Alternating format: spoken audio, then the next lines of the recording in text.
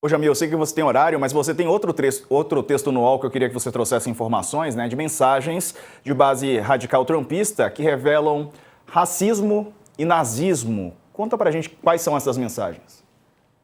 É impressionante, essa é uma reportagem do site Político, um site absolutamente referência hoje na cobertura política americana, e eles obtiveram basicamente as trocas de mensagens durante 7 meses entre justamente os membros dos jovens republicanos. Quem são os jovens republicanos? É basicamente um grupo extremamente radical que representa assim a ala mais reacionária do trumpismo, e aí o que eles revelam nessas mensagens é basicamente muito do que já se suspeitava, mas agora, claro, com mensagens, ou seja, elementos neonazistas, uma permanente, eu diria, um permanente comportamento racista e misógino permanente nessas mensagens, e mensagens extremamente, eu diria, ofensivas, agressivas em relação a muitas minorias no mundo todo. Eu trouxe também essa matéria, Diego, pelo seguinte: na noite da apuração dos votos do Trump, na verdade, lá em 2024, quando ele ganha a eleição, eu tinha escolhido passar aquela noite de apuração justamente num evento desses jovens republicanos de Nova York. E foi muito assustador, porque eu sabia que eles eram os mais radicais. Eu até me lembro muito bem, o coach vai rir disso, mas é verdade. Quando eu entrei no evento, coach, e aí me identificaram como brasileiro, etc., um deles veio a mim e perguntou assim: conte para nós, como é viver sob o comunismo? Aí eu disse, eu não sei, um dia eu vou saber, mas talvez, né, em algum outro país.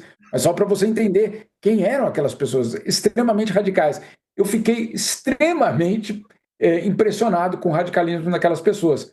Mas agora, pelo site político, nós estamos descobrindo que não se trata apenas de uma agressividade, vamos dizer assim, de comportamento.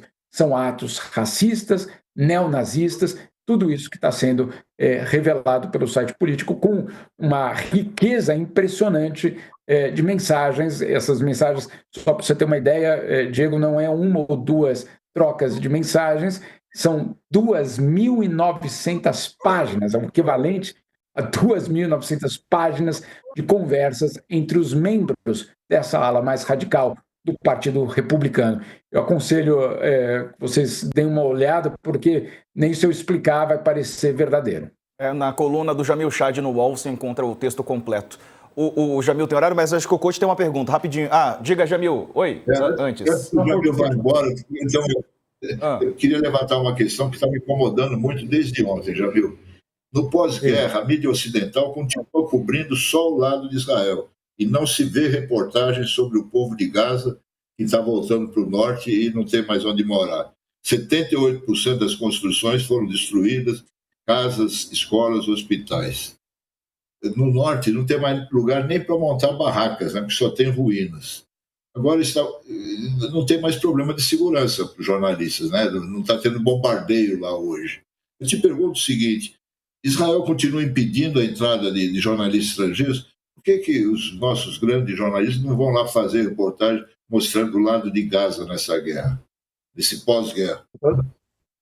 Tem toda a razão, coach. Eu espero que isso aconteça rapidamente. A informação que nós temos hoje pela manhã, pelo menos hoje aqui em Genebra, agora já são 10h30 da noite, mas às 10h30 da manhã aqui de Genebra, nós tivemos uma coletiva de imprensa da ONU, e a ONU dizia que às 10h30, pelo menos aquele horário, 10h30 da manhã do horário europeu, os israelenses não tinham autorizado a entrada ainda nem de ajuda humanitária e nem da imprensa internacional, pelo menos nos grandes pontos, vamos dizer assim, de entrada de Gaza. Tanto assim que a grande preocupação deles era justamente de que essa população dentro de Gaza estaria com toda essa expectativa, esse entusiasmo em relação ao cessar-fogo, mas, de fato, sem o acesso ainda nem a alimentos, nem a remédios, nem a construção. O que entrou, por enquanto, é uma parte ínfima, basicamente, do que vai ser necessário. Então, eu espero que isso seja rapidamente corrigido e que nossos colegas jornalistas estejam lá cobrindo esse lado, porque, obviamente, ali você tem uma eu diria, uma história da própria humanidade, a história do próprio século XXI sendo contada debaixo desses escombros. Isso aí, Jamil. Um abraço, meu amigo. Obrigado pelas informações todas. Valeu. Tudo de bom. Coach, Dani, beijo. Valeu. Ô, coach. Eu adoraria, coach. Valeu, Jamil. Um abraço.